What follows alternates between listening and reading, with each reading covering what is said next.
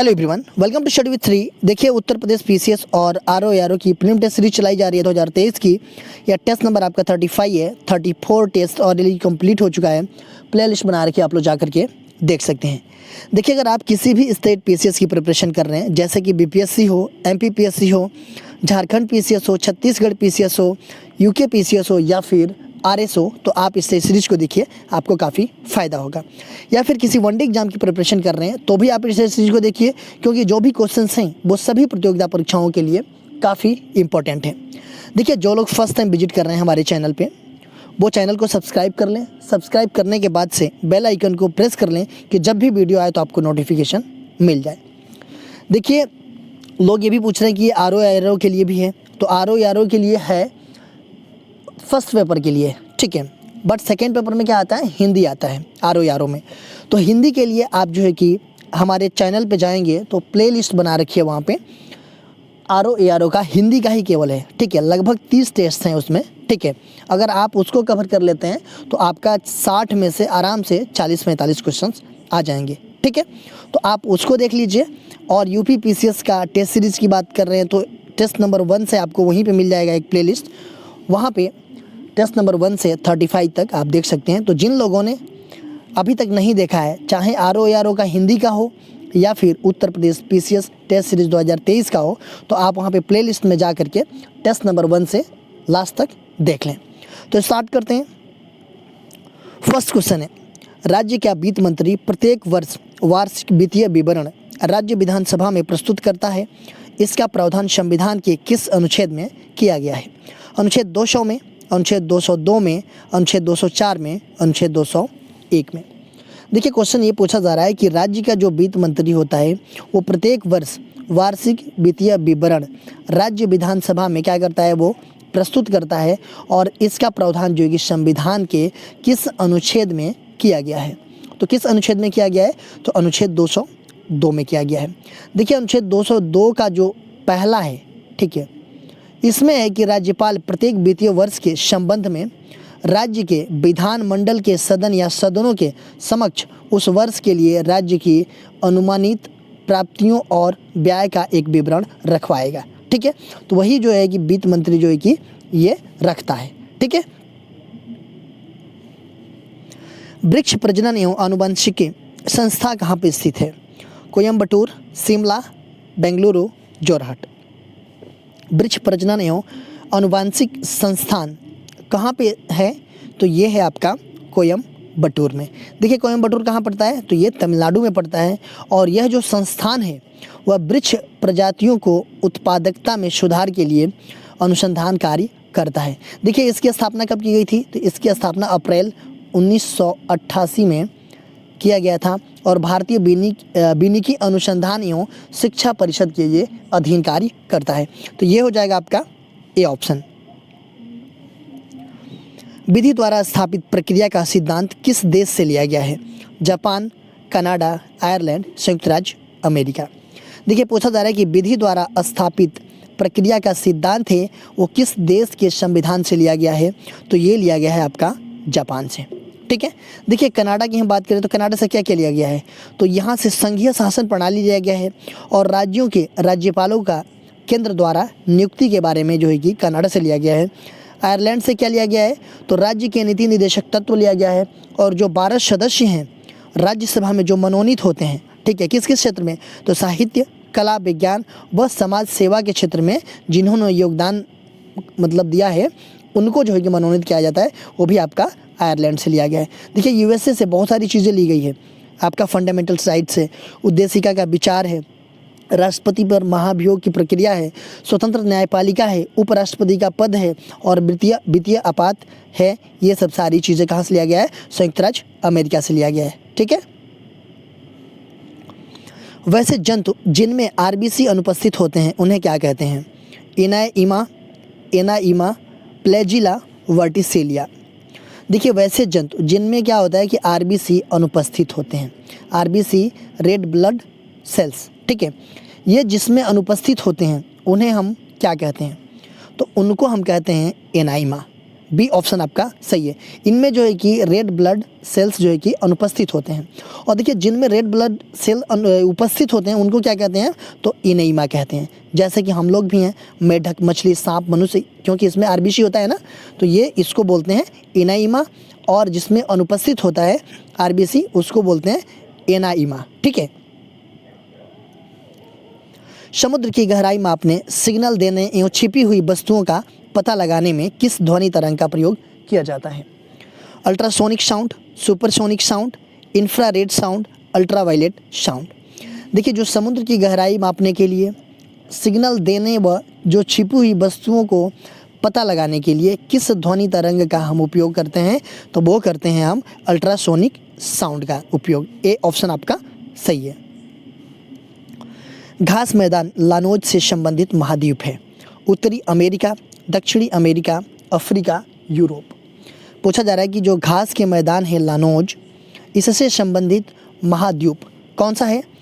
तो ये है आपका दक्षिण अमेरिका। देखिए दक्षिण अमेरिका के उत्तरी पश्चिमी भाग में, जैसे कोलंबिया और वेनेजुएला देशों में जो है कि ये विस्तृत है उष्णकटिबंधीय घास के मैदान, और उसी को हम लानोज के नाम से जानते हैं। विजयनगर साम्राज्य की निम्न वंशों की सही कालक्रम बताइए? संगम वंश, शालू वंश, अराविडू वंश, तुलु वंश। देखिए इसमें से सही कालक्रम बताना है। देखिए संगम वंश की अगर हम बात करें तो संगम वंश का शासनकाल जो है कि ये आपका 1336 से 1445। ठीक है, संगम वंश का 1336 से 1485। ठीक है, 1485, 1336 से 1485 ये संगम वंश का काल रहा है। ठीक है, इसके संस्थापक कौन थे? तो हरिहर प्रथम थे। अगर हम सालू वंश की बात करें हम, तो इसका शासनकाल जो है कि 1485 से आपका 1505 ईस्वी तक रहा है। ठीक है, सालू वंश का। और इसके संस्थापक जो है कि सालू नरसिंह थे। अराविडू वंश की बात हम करें तो इसका जो है कि 1570 से 1652 तक रहा है। ठीक है, 1570 से 1652 तक रहा है। और इसके संस्थापक जो है कि कौन थे? तो तिरुमल थे। ठीक है, तुलु वंश की अगर हम बात करें तो इसका शासनकाल 1505 ईस्वी से 1570 ईस्वी तक रहा है। और इसके संस्थापक जो है कि वीर नरसिंह थे। तो इसमें अगर हम देखें तो पहले तो यह आएगा पहला नंबर पे, पहला वाला संगम वंश। दूसरे नंबर पे आपका कौन सा आएगा? दूसरे नंबर पे आपका ये दूसरा वाला आ जाएगा। ठीक है, पहले पे पहला, दूसरा पे, उसके बाद से 1505 है, चौथा वाला आ जाएगा तीसरे नंबर पे, और ये आ जाएगा चौथे नंबर पे। मतलब कि 1 2 4 और 3, 1 2 4 3 हो जाएगा। 1 2 4 3 कौन सा है? ये आपका डी ऑप्शन हो जाएगा। ठीक है, सही कालक्रम। समाचार पत्र एवं उनके संपादक का कौन सा युग्म सही सुमेलित है?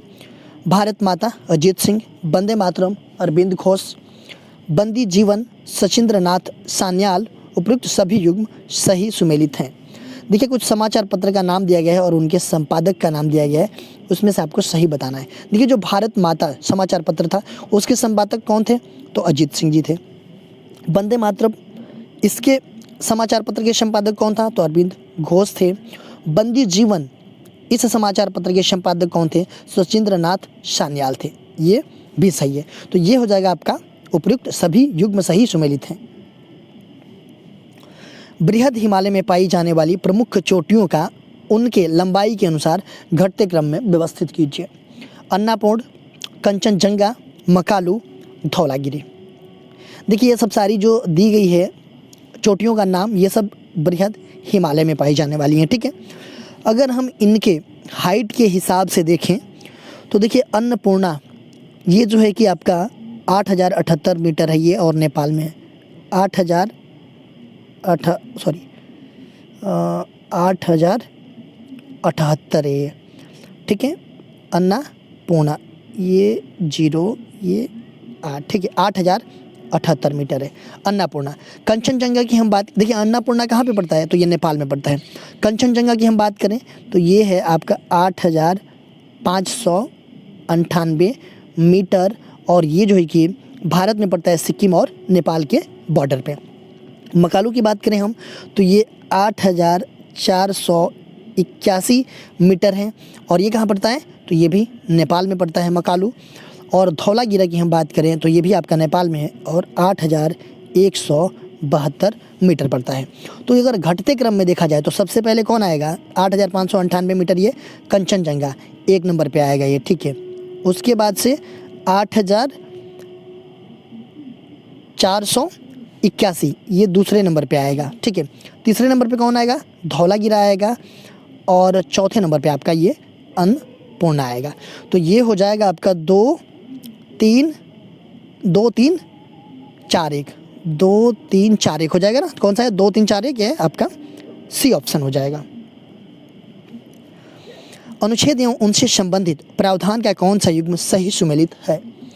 अनुच्छेद 353 आपातकाल की उद्घोषणा का प्रभाव। अनुच्छेद 354 आपातकाल की उद्घोषणा परिवर्तन में है तब राजस्वों के वितरण संबंधी उपबंधों को लागू करना। तीसरा कि अनुच्छेद 358 आपातकाल के दौरान अनुच्छेद 19 के उपबंधों का निलंबन। उपयुक्त सभी सही सुमेलित हैं। देखिए कुछ अनुच्छेद दिए गए हैं, उनसे संबंधित जो प्रावधान है इसमें आपको सही सुमेलित करना है। देखिए अनुच्छेद 353 क्या कहता है कि आपातकाल की उद्घोषणा का प्रभाव के बारे में ये बात करता है, ये आपका सही है।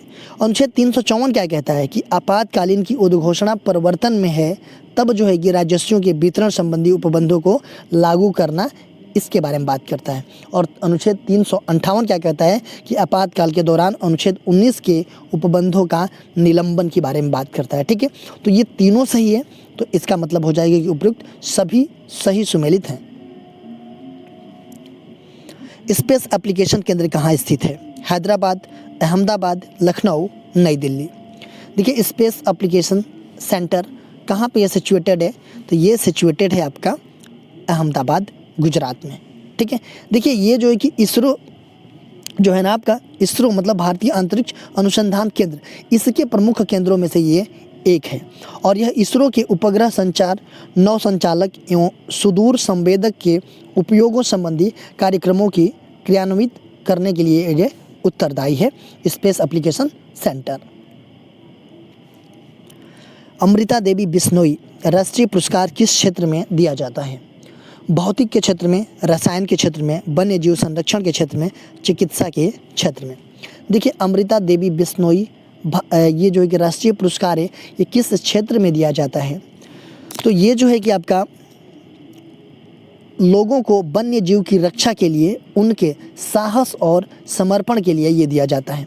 तो ये हो जाएगा आपका वन्य जीव संरक्षण के क्षेत्र में। ये सी ऑप्शन आपका सही है। भौतिक राशियों उनके मात्रक का गलत युग्म बताइए।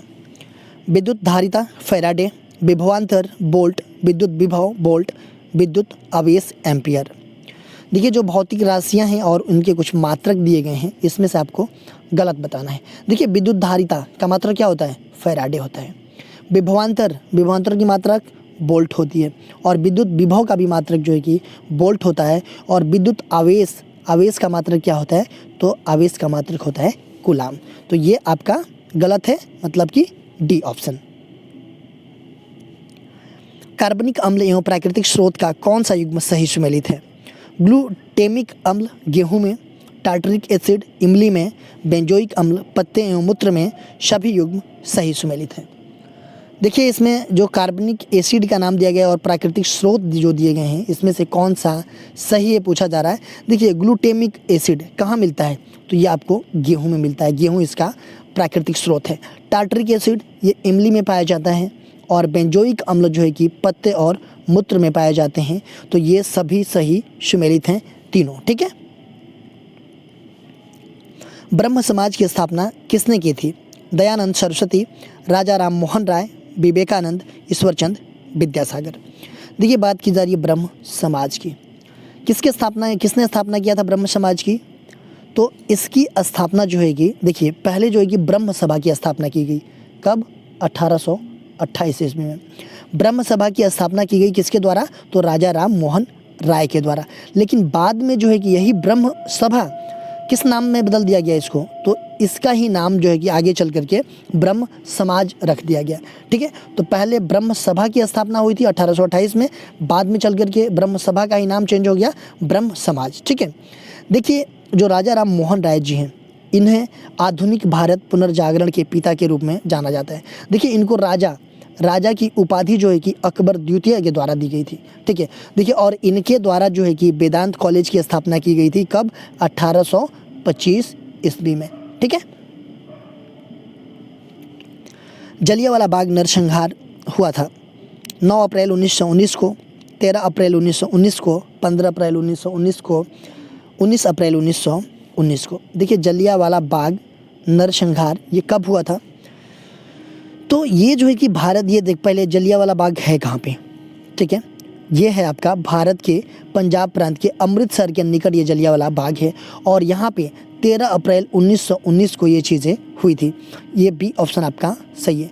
देखिए रॉलेट एक्ट था जो, उसका विरोध करने के लिए क्या हुआ कि एक सभा हो रही थी। ठीक है, और उस सभा में बहुत सारे लोग जो है कि इकट्ठा हुए थे। तो एक जनरल डायर था अंग्रेज ऑफिसर, उसने जो है कि सभी पे गोलियां चलवा दी। ठीक है, जिसकी वजह से क्या हुआ कि काफ़ी लोगों की मौत हो गई और बहुत सारे लोग जो है कि घायल हो गए। ठीक है, तो ये कब हुआ था? तो ये 13 अप्रैल 1919 को हुआ था। हीराकुंड बांध किस नदी पर बनाया गया है? गोदावरी, तीस्ता, कावेरी, महानदी। देखिए हीराकुंड बांध ये किस नदी पर बनाया गया है? तो ये बनाया गया है आपका महानदी। मतलब कि महानदी कहाँ पे है? तो उड़ीसा राज्य में ये बनाया गया है। ठीक है, देखिए हीराकुंड बांध का निर्माण जो है कि, मतलब हीराकुंड बांध का निर्माण जो हुआ उससे पहले महानदी को अपनी भयंकर बाढ़ों के कारण जो है कि उड़ीसा का शोक के नाम से जाना जाता था। किसको? महानदी को। देखिए उड़ीसा का शोक महानदी को। चलिए आप लोग कमेंट बॉक्स में मुझे बताइएगा कि बंगाल का शोक किसे कहते हैं और बिहार का शोक किस नदी को कहते हैं। ठीक है, देखिए जो हीराकुंड बांध है इसको जो है कि एम विश्वेश्वरैया के द्वारा इसकी स्थापना की गई थी, और हीराकुंड बांध जो है कि कितना मतलब मीटर में है? तो ये 4801 मीटर जो है कि इसकी लंबाई है, 4801 मीटर, और इसकी हाइट कितनी है? तो इसका 61 मीटर इसकी हाइट है। देखिए ये भारत का ही नहीं बल्कि विश्व का सबसे लंबा बांध है। अगर क्वेश्चन आ जाए कि विश्व का सबसे लंबा बांध कौन सा है, तो हीराकुंड बांध है। अगर भारत का पूछा जाए कि भारत का सबसे लंबा बांध कौन सा है, तो वो है हीराकुंड बांध। ठीक है, निम्न में से कौन सा विस्फोटक पदार्थ है? TNT, TNP, TNG, उपर्युक्त सभी। देखिए पूछा जा रहा है कि विस्फोटक पदार्थ जो है कि इसमें से कौन सा है?